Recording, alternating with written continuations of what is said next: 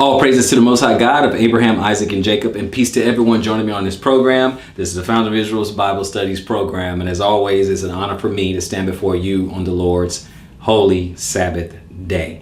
Now, with that, let me go ahead first invite you to like, share, subscribe, and please tell a friend to tell a friend to tell a friend, and check the description box down below. Now, with that, we're going to jump back into our lesson, which is part 2 of the 7 things that are abomination unto Yah. So it's 7 abominations unto God. This is part 2. Last week was part 1. And I want to bring you part 2 so as we go through the things that he does not like, that is an abomination unto him. And I want to encourage each of us to stay away from these in particular. And it occurred to me in the last lesson in the part 1 that I'm like, you know what? Sometimes when people are new to the faith, and you start letting them know that it's time to really, get back into the covenant and i.e. keep the commandments, that this one is actually a good place to start if we start with these, because all these are, commandments, right? It's just kind of summed up here and bullet pointed here, right? But if we just do that, we will understand, we will understand that this is a excellent place to start, because these things are particularly abominable to the Most High Yah, right? So with that, let me go ahead and jump back in. We're going to continue on, but I do want to start over here in Proverbs, and I'm reading from the Scriptures version, Proverbs or Mishlei, right? And I'm reading chapter 6, and I'm going to go back to chapter 16, which is what this whole lesson is about. It's built around this, right? So let's just go back over that real quick. In 16, it says, "These 6 matters Yah hates, and 7 are an abomination to him: a proud look, a lying tongue, and hands shedding innocent blood." He continues, "a heart devising wicked schemes, feet quick to run to evil, a false witness breathing out lies, and one who causes strife among brothers." Right? So we're gonna look at those. Those are the things. So we just lay that out, right? And so now we're just gonna kind of look through the scriptures of some of the things, or at least kind of bear it out, explain it, break it down, right? Let's look at some examples there, right? Now, with that being said, let's go ahead and go to John. Let's see here. We're going to go to John, and we're going to go to John chapter 11. Luke, John, okay. So John, then we're going to go to chapter 11. And when we get there, we're going to go all the way to 45. Chapter 11, going to go all the way to 45 and read 45 to 52. Now, 45 says this: "Therefore many of the Yahudim who had come to Miriam and had seen what Yeshua did believed in him.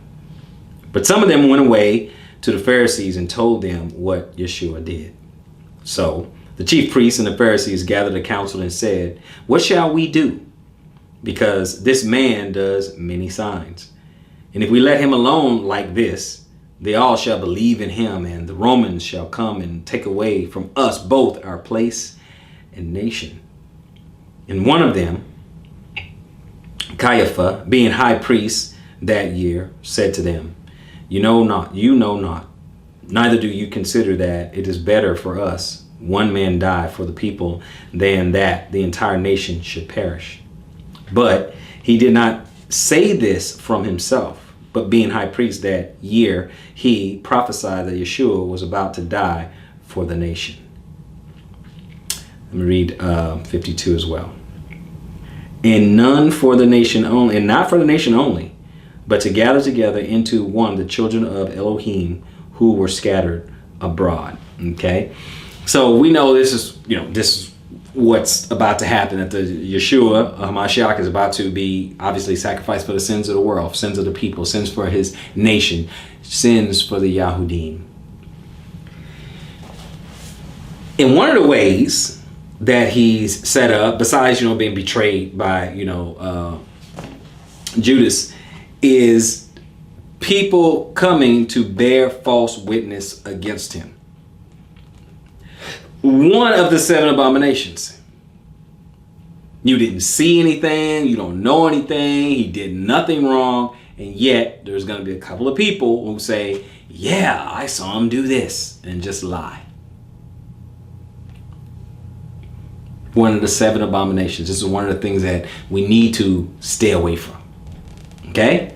If you don't know, you didn't see, you don't have firsthand knowledge, don't bear false witness. Don't do that. Because we know false witnesses, lying or lying testimonies or whatever, can get somebody cut off. You can get an innocent man cut off. Do not bear false witness. See, the problem is we don't think it's a big deal. It's not that big a deal. It's like, oh, well, But this type of thing can get someone cut off. A false witness can send someone to jail. So a false witness can cost someone their life. And we think it's no big deal, but to the Most High, it's abomination. It's abominable. What are we doing, people? Do not bear false witness. I know it doesn't seem like a big deal to most people, but it's an abomination unto Yah. So what you gonna go with? Let's keep going, guys. Let's keep going. So we want to go on over to Jeremiah 17. Yirmiyahu 17. Yirmiyahu 17. We'll go to 17. Read verse 9 and 10. And 9 says this: the heart is crooked above all, and desperately sick. Who shall know it? I searched the heart, and I tried the kidneys, and give every man according to his ways, according to the fruit of his deeds. Now your King James will say it a little bit different. But the heart is desperately wicked. Who can know it? I try the reins. Okay, those are your inward parts. I see the inside, right? And we as men, we're desperately wicked.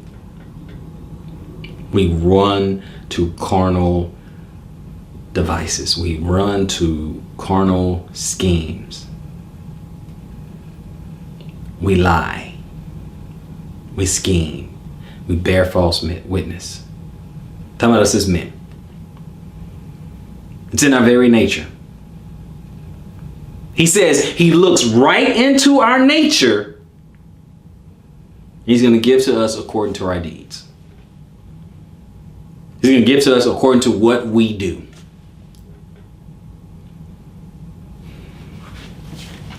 Let's go to Genesis. Let's go to Bereshit. And we're going to go to 6. We're going to go to 6. Genesis 6. Genesis 6. And when we get there, I'm going to read 5 real quick. And verse 5 says this: and Yah saw that the wickedness of man was great in the earth, and that every inclination of the thoughts of his heart was only evil continually. He knows it's what we are. Oh, that's not, well, he gave you free will. What are you going to do with that will? You can do evil with it, or you can do good. It's up to you. Free will. See, without free will, it's slavery. He wants you to freely serve him, freely come into covenant with him, freely honor him.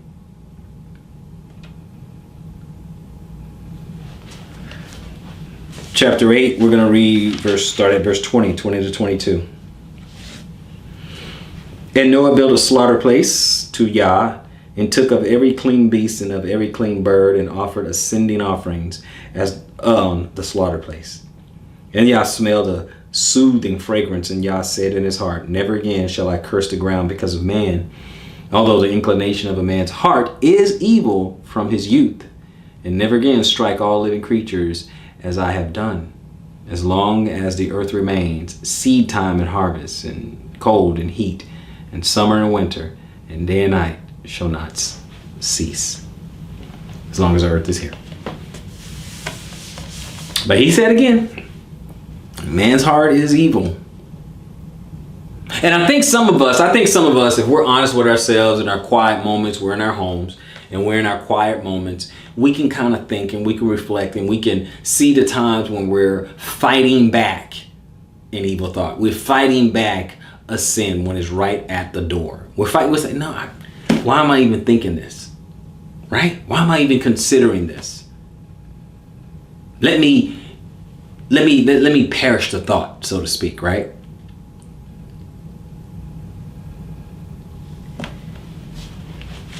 It's one of the things that we focus on all the time. We have to die daily. That's part of what it means. We're constantly trying to fight the good fight. Constantly. Daily. Now, some areas it gets a little easier for us. You know, we get pretty good at it. But we always have to walk circumspect. Constantly always trying to fight that.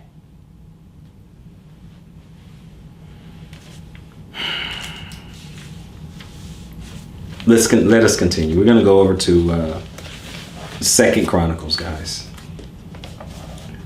2 Chronicles.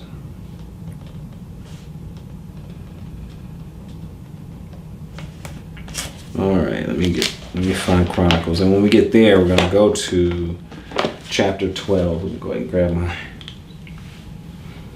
glasses there.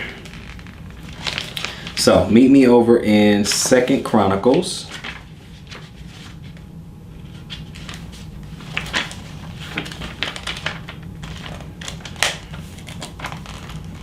Some of you guys may actually beat me there, but it's okay. It is okay.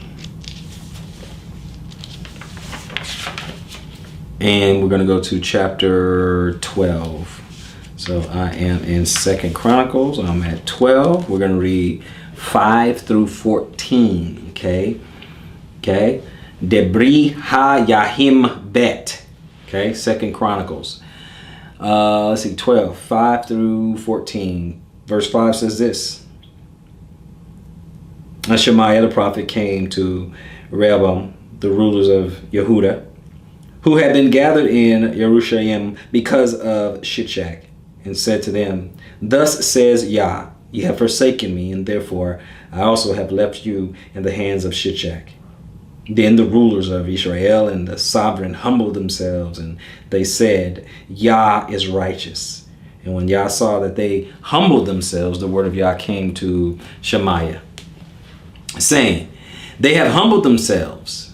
I do not destroy them, but I shall give to them some deliverance and not pour out my wrath on Jerusalem by the hand of Shishak.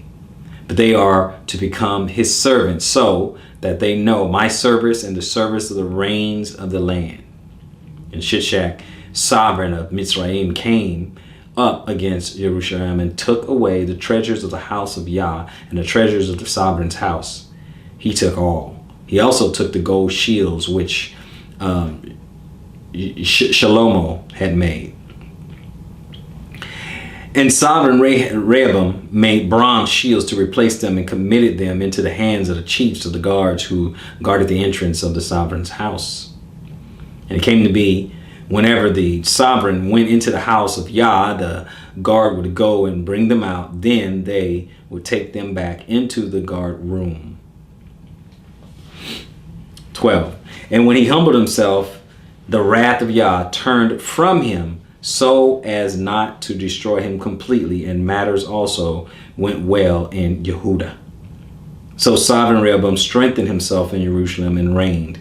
For Rehoboam was 41 years old when he became sovereign, and he reigned 17 years in Jerusalem, the city which Yah had chosen out of all the tribes of Israel to put his name there.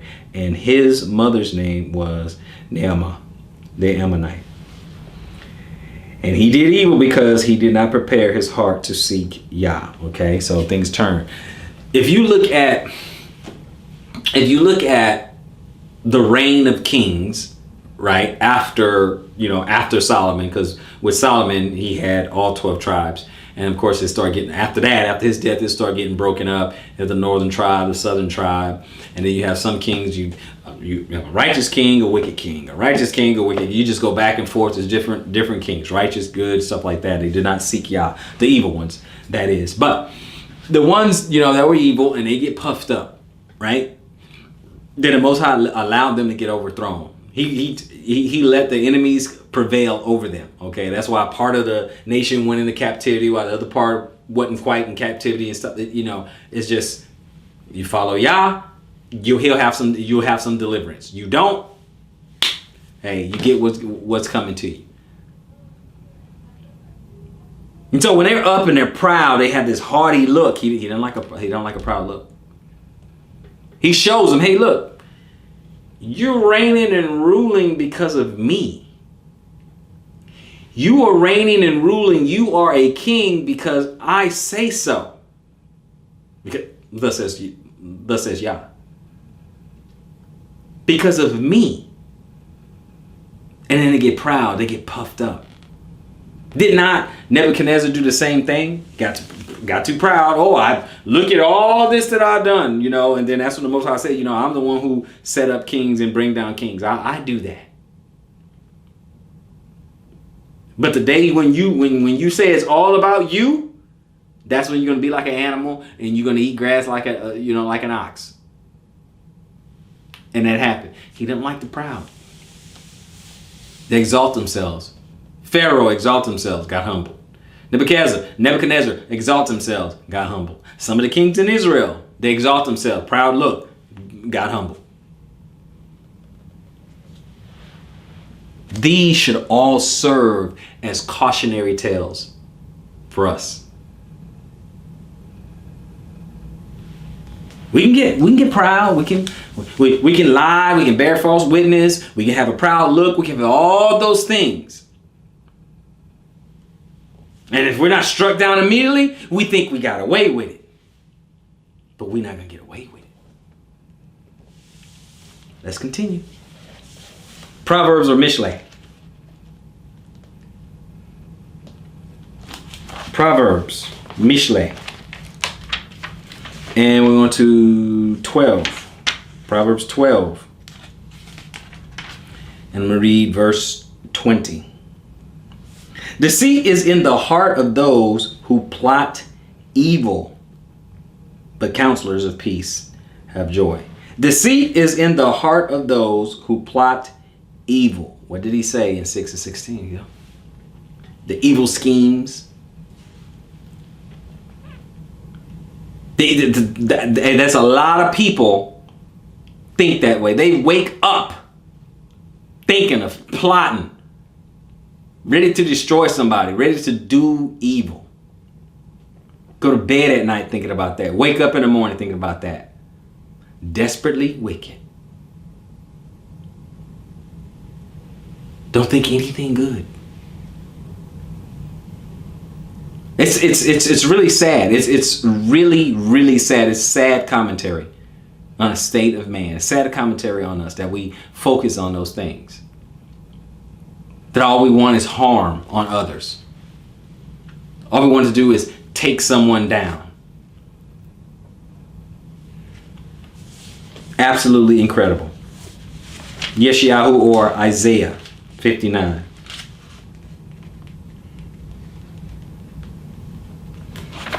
Yeshayahu or Isaiah. I'm going to go all the way to 59. And when we get there, what am I looking for? Oh, first 8 verses. Then we'll jump. 59, first 8 verses. Look, the hand of Yah has not become too short to save, nor his ear too heavy to hear. But your crookedness have separated you from your Elohim, and your sins have hidden his face from you from hearing. See, right there is because of our wickedness. Oh, I don't think the Most High hears me. Your wickedness, your crookedness has put a barrier between you, has put enmity between you and Yah. But thank Yah for Messiah, right? 3. For your hands have been defiled with blood, and your fingers with crookedness. Your lips have spoken falsehood. Your tongue mutter unrighteousness. No one calls for righteousness, and no one pleads for truth. They trust in emptiness and speak worthlessness. They conceive trouble and bring forth wickedness. Sounds like that, well, one of those, some of that 7 abominations thing. They have hatched adder's eggs, and they weave the spider's web. Whoever eats their eggs dies, and when one is broken, an adder is hatched. Okay. 6, their web do not become garments, nor do they cover themselves with their works. Their works are works of wickedness, and a deed of violence is in their hands. Their feet run to evil. Proverbs 6, right? And they hurry to shed innocent blood. Their thoughts are thoughts of wickedness. Wasting and ruin are in their highways. The way of peace they have not known, and there is no right ruling in their ways. They have made crooked paths for themselves. Whoever treads in them shall not know peace. I'm sorry. I'm sorry. We have to do that. We have to do a little bit more of that. So 7. Their feet run to do evil. What does Proverbs 6 say? And they hurry to shed innocent blood. What does Proverbs 6 say? Their thoughts are thoughts of wickedness. What does Proverbs 6 say? Wasting and ruin are in their highways. The way of peace they have not known, and there is no right ruling in their ways. They have made crooked paths for themselves. Whoever treads in them shall not know peace. Always going to have trouble and tribulation and vexation. Everything is drama, drama, drama, drama, drama. Let's take pages out of, okay, let's look at some of our, I guess some of the hood movies, right? Some of the hood movies. None of them know peace.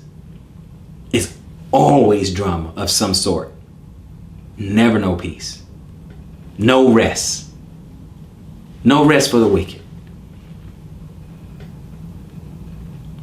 Never just have a reprieve. Always on edge, because make a practice of evil. And some of these simple things that slide in under the radar, right? Just, bearing false witness, no big deal. Shedding innocent blood, no big deal. Lying, no big deal. Evil schemes, no big deal. And yet scripture says you do this, you won't even have any peace. Besides the fact that the Most High finds it abominable.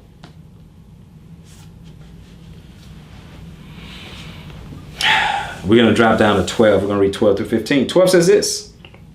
For our transgressions have increased before you, and our sins witness against us. For our transgressions are with us, and as for our crookedness, we know them. Transgressing and being untrue to Yah, and turning away from our Elohim, speaking oppression and apostasy, conceiving and pondering words of falsehood from the heart.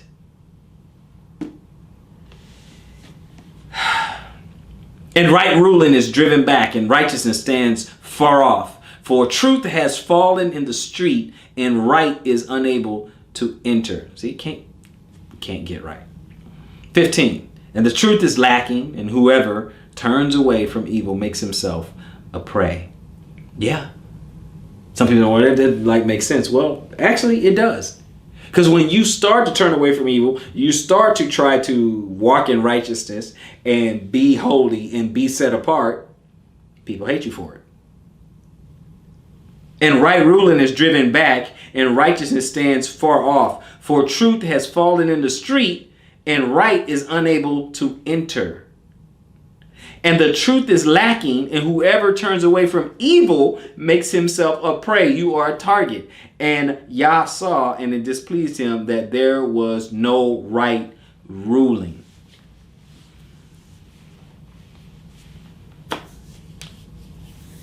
Now, we can't grow weary in doing good, but I think you guys get it right here, right? He still wants us to walk in that righteousness and stand for what he stands for. Love what he loves, hate what he hates. get on his program. He's not going to bend to yours. So you may as well get on his. And understand that when you do stand for righteousness, when you do stand for holiness, you become a target. Now, you might as well get comfortable with being uncomfortable, because you become a target at this point. That's just what it is.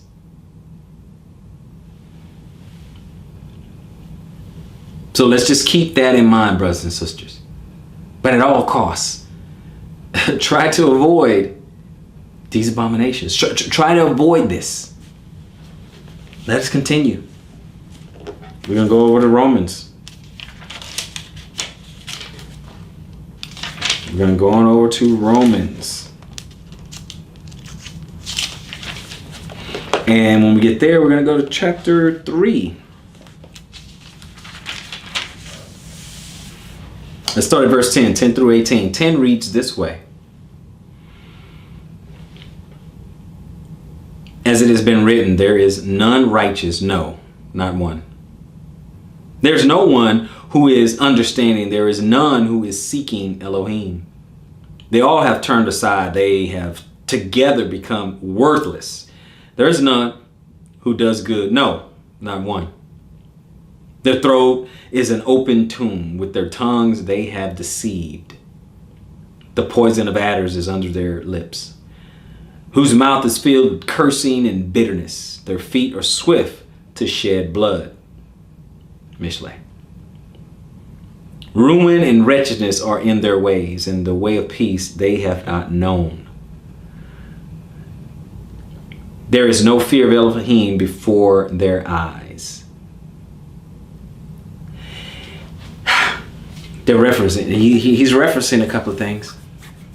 Brothers and sisters, he's referencing a couple of things here. Let me tell you, I'll drop back down to 12. He said, they all have turned aside. They have together become worthless. There is none who does good. No, not one. Tehillim, or Psalms 14. Okay, 1 through 3, or Tehillim, or Psalm 53, 1 through 4. Their throat is an open tomb. With their tongues they have deceived. Tehillim, or Psalms 5 and 9. The poison of adders is under their lips. Tehillim, or Psalms 143. Whose mouth is filled with cursing and bitterness. Tehillim, or Psalms 10 and 7. And their feet are swift to shed blood. Mishle, or Proverbs 1 and 16. Besides 6, right? Ruin and wretchedness are in their ways, and the way of peace they have not known. Isaiah, or Yeshayahu 59 and 7. And finally, there is no fear of Elohim before their eyes. Psalms, or Tehillim 36 and 1. So even Shaul is referencing the things that the Most High spoke about. Spoke about these things. He does not like these things. There's a lot of things he doesn't like, but he does have a top 7. Let's keep going. We're going to go on over to, let's see here, 1 Kings and 21. 1 Kings 21. When we get there, we're going to go to, let's see here, start at verse 1. 1 through 14. 1 King. Melachim Aleph. Okay? Melachim Aleph. Melachim Aleph. And let's see, 21 verse 1 says this. And it came to be after these events that Naboth, the Yeshreelite, had a vineyard which was in Yeshreel, near the palace of Ahab, the sovereign of Shemaron. And Ahab spoke to Naboth, saying, Give me your vineyard, and it shall be a vegetable garden for me, since it adjoins my house. And let me give you a better vineyard for it, if it is good in your eyes, and let me give you its worth in silver. And Naboth said to Ahab, far be it from me by Yah that I should give the inheritance of my fathers to you. Like, I can't do that. I can't do that. It's an inheritance. I can't do that.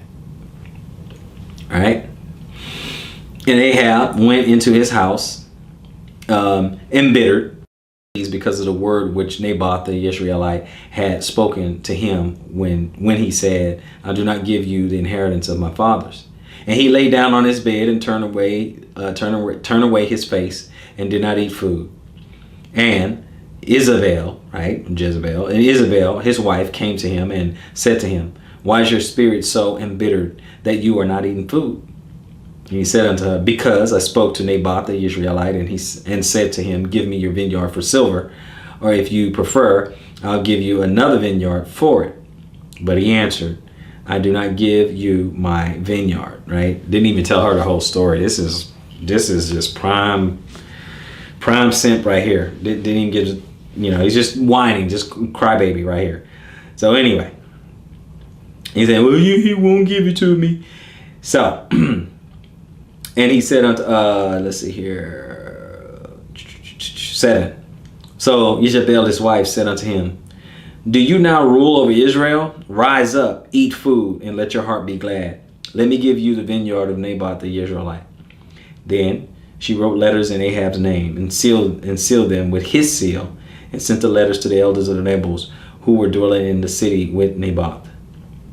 And she wrote in the letter, saying, proclaim a fast, and seat Naboth at the head of the people, and seat 2 men, sons of Belial, before him to bear witness against him.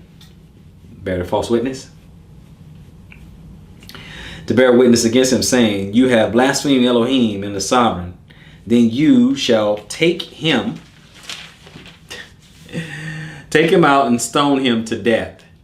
And the men of the city and the elders and nobles who were inhabitants of his city did as Isabel had sent to them, and it was witnessed in the letters which she had sent to them.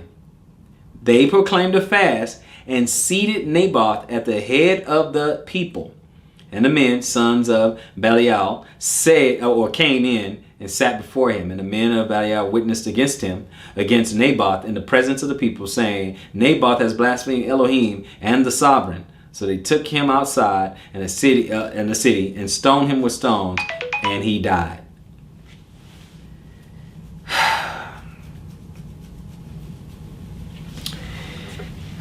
Okay. 14. And they sent to Isabel, saying, Naboth has been stoned and is dead. So, couple of things, people. Couple of things. If we go back over here to Mishle, go to 16. I just want to look at something here. Or 6, I should say, not 16, but 6. So we go here, 6, and we look over here. And we look at it from, 16 down. And it says what? In 17 it says, a proud look, a lying tongue, okay? And hands that shed innocent blood, a heart devising wicked schemes, and feet quick to run to do evil, a false witness breathing out lies, okay, and one who causes strife among the other. She almost hit all of them. Now she was pretty proud, okay. She's like, I'll take care of this. But go, you the king, don't you? You run Israel, you the king or whatever. No, I got this. Don't worry about it. This is just what Jezebel did, right? I got this. Don't worry about it. So there's your proud look. Okay. The lying tongue. Well, that happened a couple of times. One, when she put it in the letter. Okay, she put it in the letter. Go ahead and make a feast, put them at the head of the table, and all the other stuff. And then they actually going through with it. Okay, that's a lie. All right. And hands shedding innocent blood, that dude didn't do anything. So he died. That's innocent blood right there. A heart devising wicked schemes. Jezebel's whole scheme, a whole thing was an evil scheme, was an evil, wicked scheme. I know what I'm going to do. I'm going to do this. I'm going to set him up. I'm going to have some people bear false witness against him, and then so they can go ahead and kill him, and then the vineyard will be yours anyway. You can take it because you're the king. So, shed innocent blood. Lied, shed, well, and them bearing a false witness, okay? So lied, shared the innocent blood, devising a wicked scheme. They are all too happy to go to the feast, set this dude up, feet, run quick to run to evil, and false witness breathing out lies. He blasphemed Elohim. They almost hit all of them. They almost hit all of it. Almost all of it. They probably didn't cause too much strife among, the brothers. Probably didn't do that. But they did bear false witness, yes. Okay. They did run, the witnesses did run to do evil, yes. She did come up with a heart devising a wicked scheme, right? They did shed innocent blood, and they did lie. They got almost a perfect score. 5 out of 7. Brothers and sisters. Why? Well, see, and that's why this particular story, you're telling me this is not a cautionary tale? This is absolutely crazy. Let's go on, brothers. Let's go on. Dabarim, or Deuteronomy 19. This is absolutely crazy. Deuteronomy 19. And when we get to Deuteronomy 19, we're going to start at 15. 15 to 21. 15 says this. One witness does not rise up against a man concerning any crookedness or any sin that he commits. And at the mouth of 2 witnesses, or at the mouth of 3 witnesses, a matter is established. When a malicious witness rises up against any man to accuse him of turning aside, then both men who have the dispute shall stand before Yah, before the priests and the judges who serve in those days. And the judges shall diligently search and see if the witness is a false witness who has falsely accused his brother. Then you shall do him as he thought to have done to his brother. Thus you shall purge the evil from your midst. And let the rest hear and fear, and never again do this evil matter in your midst. And let your eye not pardon, life for life, eye for eye, tooth for tooth, hand for hand, foot for foot. So you figure out someone is a false witness, they should be punished. The one who is being a false witness, they should be punished. Like, for instance, I'll just pose a question. Maternity fraud. Oh, I know. Oh, people get upset. But should that be punished? That was a lie.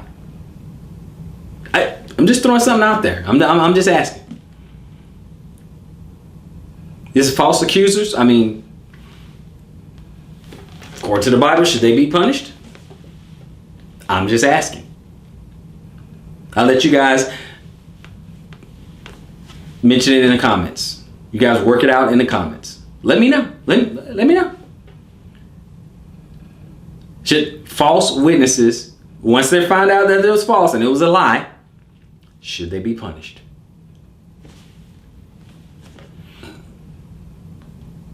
I'm just throwing it out there. If you, for example, okay, if you were paying child support, come to find out it wasn't your child. And no, this didn't happen to me, so I'm not projecting. It didn't happen to me. I'm fine. But there are people out there that has that. So,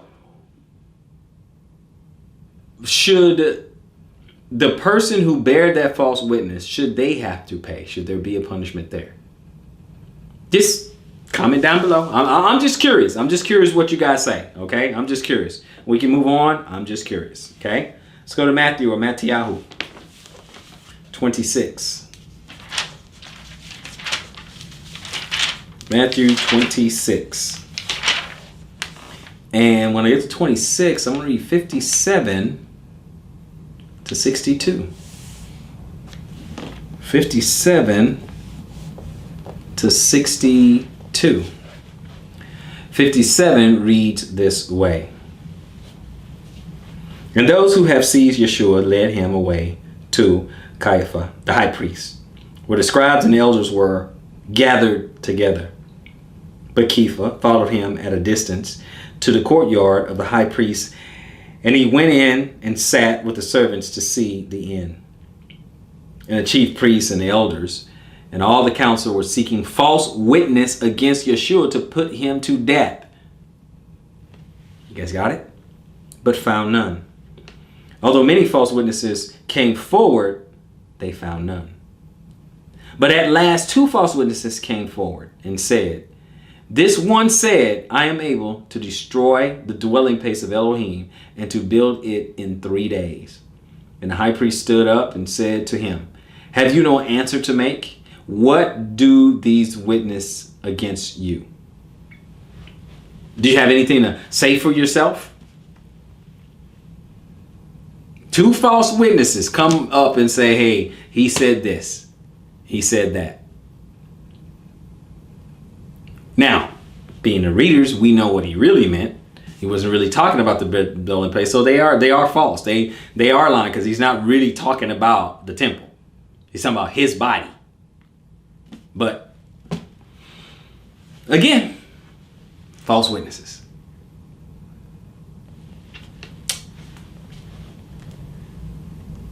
Let's take a look. Mishlei. We're going to go back to Mishlei.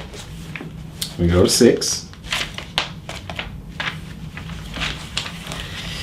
We're going to go to 6. We're going to actually be in Proverbs a little bit. Go to 6, but I'm going to read 12 through 15. 12 says this.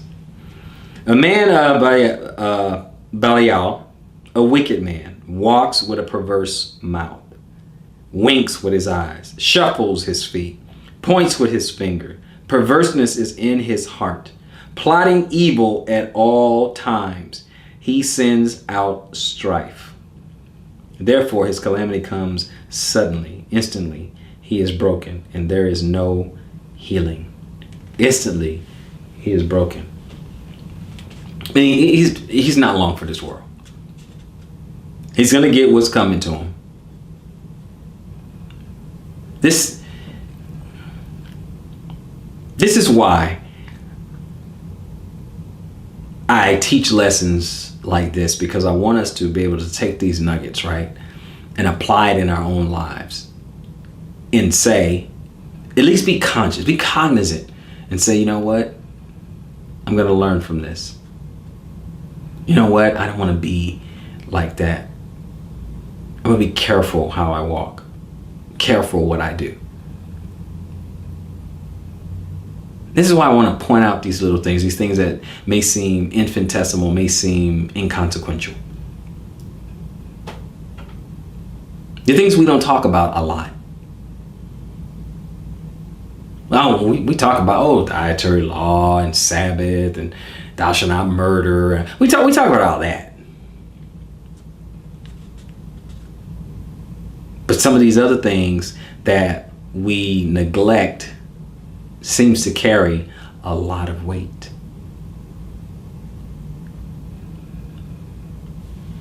I caution us to pay attention. I caution us to pay attention. We're still in Proverbs, but we're going to go over to 17. Just one verse. 17 and 1. Just want one verse.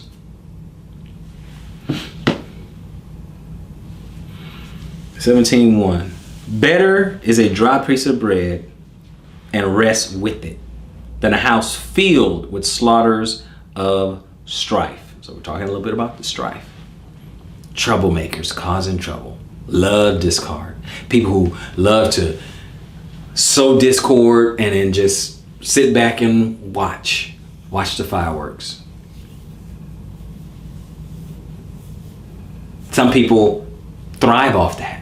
They love it. You just want to cause trouble, troublemakers. Some of you guys, you see it in groups sometimes. You see guys start something, want the strife, wants the discord, wants all that. And it's just happy. That's just giddy. It makes them giddy. Wants us fighting against one another.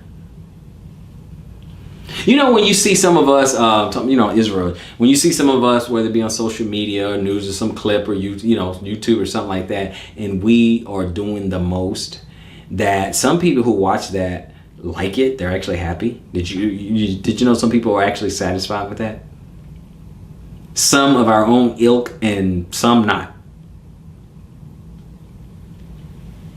Strife and discord. Some people like that.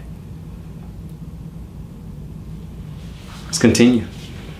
We're going to go to chapter 3 of Proverbs. Chapter 3. We're going to read 30. Proverbs or Mishless 30. Do not strive with a man without cause, if he has done you no evil. So if a man is innocent, don't just live and let live. If he's done you no harm, he's done you no evil, don't fight with him. It's fine.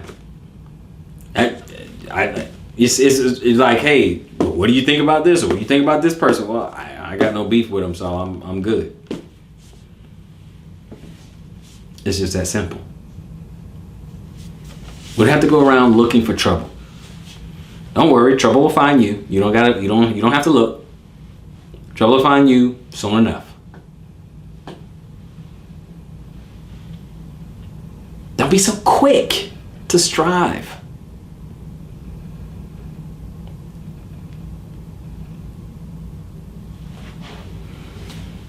Just keep these scriptures in mind.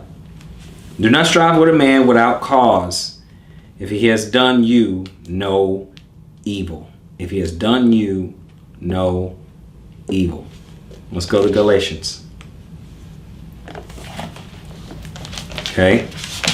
When we get there, we're going to go to chapter 5. Galatium, or Galatians chapter 5. 19 and 20. And the works of the flesh are well known, which are these: adultery, whoring, uncleanness, indecency, idolatry, drug sorcery, hatred, quarrels, jealousies, fits of rage, selfish ambitions, dissensions, and factions. Okay, we know what all that is. Now we can continue, because the problem is this. 21.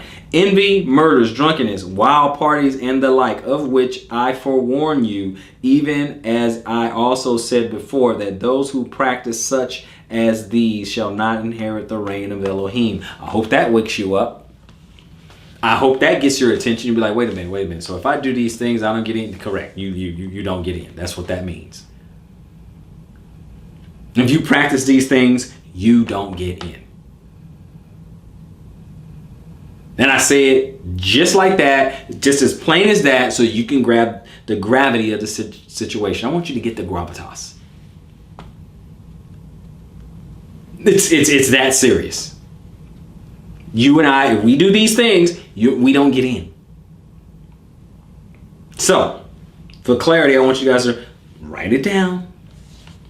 What does he say? The works of the flesh are known, which are these: adultery, a whoring, uncleanness, indecency. What do we have today? Now, I know I'm digressing a little bit away from the 7 abominations or whatever, but while we're at it, we might as well throw these in too. Especially if it can get you cut off. So I think we ought to go ahead and throw that in. Adultery, a married woman sleeping with any other guy, not her husband. A man sleeping with a woman that is married.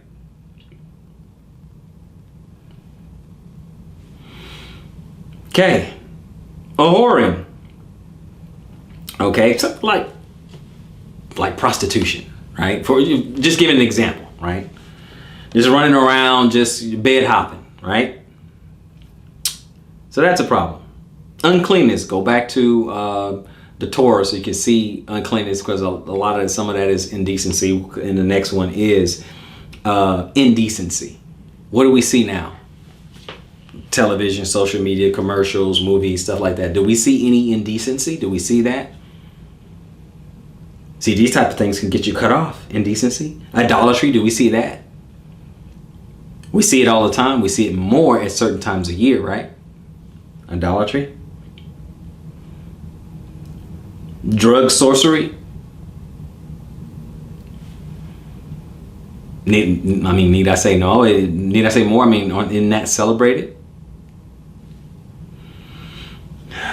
Hatred. We got that. When you have a word, haters. We even got a term for it. Quarrels. We see fighting. We see people going crazy. Alabama. Happened recently. I'm not saying who's right, wrong, or anything like that. I'm just saying quarrels. You know. Jealousies. We see that. Fits of rage. Look at drive-throughs, lobbies, malls. We see fits of rage. We see all that. Selfish ambitions, dissensions, all that. Factions, all that. More violence, more dissension.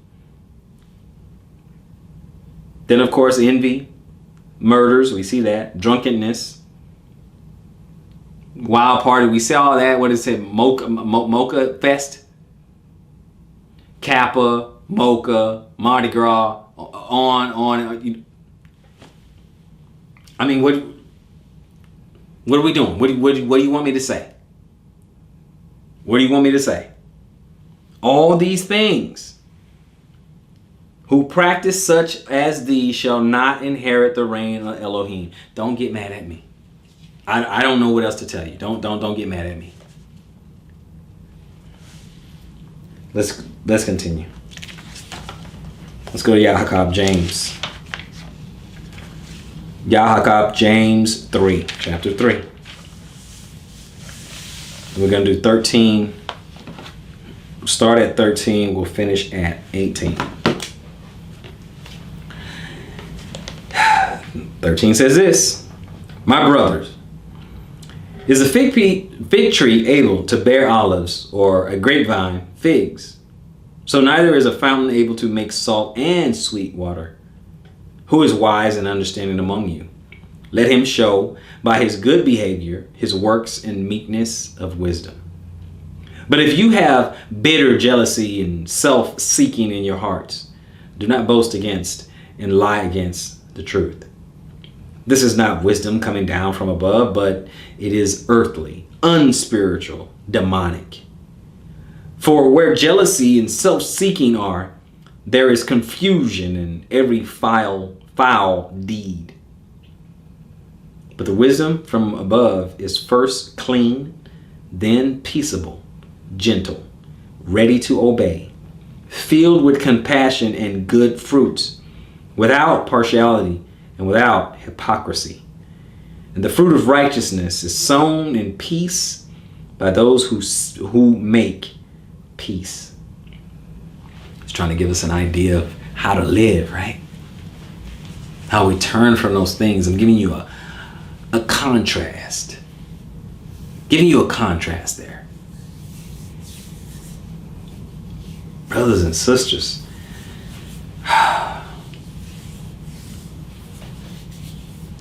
we have got to take heed to these things. Take your time. Take heed.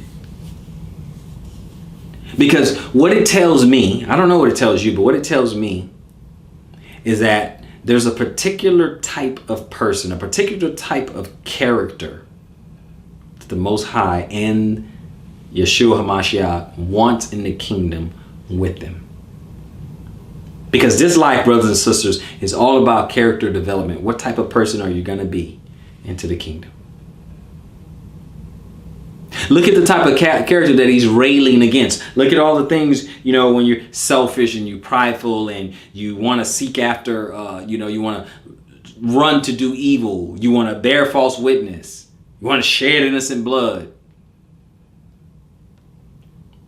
He does not want, and he's going to destroy. Meaning you don't get into the kingdom. So it tells us that he wants a particular type of character in each person. It's usually summed up as righteousness or holiness. But when we describe certain things in these scriptures, we should pay a little bit more attention, because if we don't define it, it could just be nebulous. It's like, okay, well, yeah, good people. Okay, what does that look like? Yeah, he wants us to be righteous. Okay, what does that look like? Yes, he wants us to not practice evil. Okay, what does that look like? See, this is why we have to be specific. Let's go to our last place. Back to Mishnah or Proverbs. Okay, let's go back, right? I'm going to read a little bit further. Let's see here.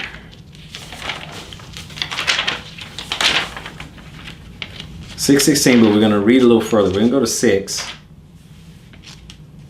But what we're going to do is we'll do 16, but we'll read all the way to 23, just so we have a little bit more context, right? These 6 matters Yah hates, and 7 are an abomination to him: a proud look, a lying tongue, hands shedding innocent blood, a heart devising wicked schemes, feet quick to run to evil, a false witness breathing out lies, and one who causes strife among brothers. My son, watch over your father's command, and do not forsake the Torah of your mother. Bind them on your hearts always. Tie them around your neck. Then when you are walking about, it leads you. When you lie down, it guards you. And when you have woken up, it talks to you. For the command is a lamp, and the Torah a light, and reproofs of discipline a way of life.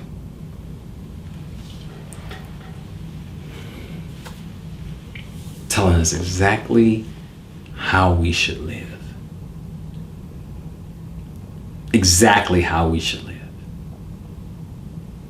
Keep the commandments of Yah, brothers and sisters.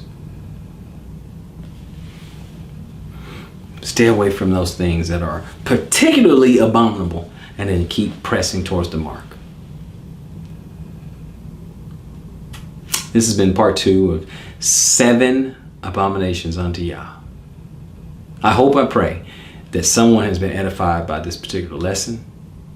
So, until next time, search the scriptures and prove all things. Now, before I sign off, do me a huge favor. Like, share, subscribe, and tell a friend to tell a friend. Smash that notification bell, hit that like button, check the description box down below, and I'll see you guys on the next Shabbat. Shalom, Israel.